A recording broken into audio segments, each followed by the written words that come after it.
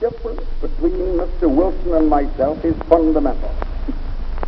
The other day, in a speech at Sioux Falls, Mr. Wilson stated his position when he said that the history of government, the history of liberty, was the history of the limitation of governmental power. This is true as an academic statement of history in the past. It is not true as a statement affecting the present. It is true of the history of medieval Europe. It is not true of the history of 20th century America.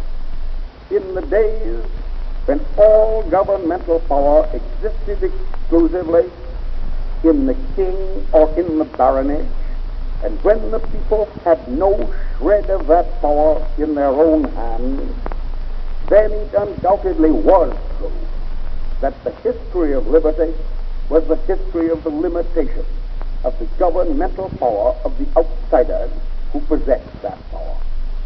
But today the people have actually or potentially the entire governmental power.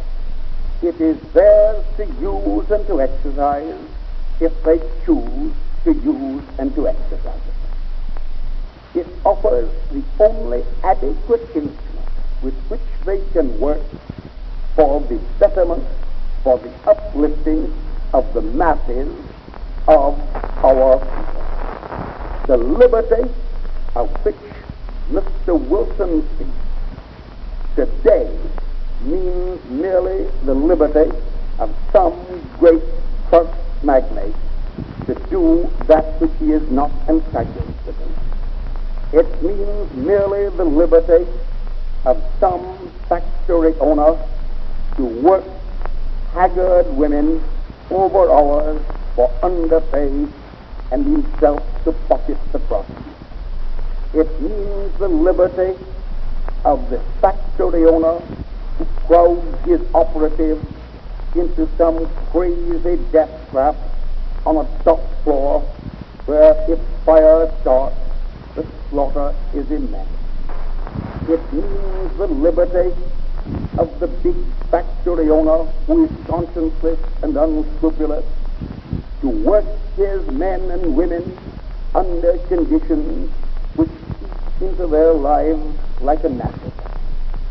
It means the liberty of even less conscientious factory owners to make their money out of the toil, the labor of little children.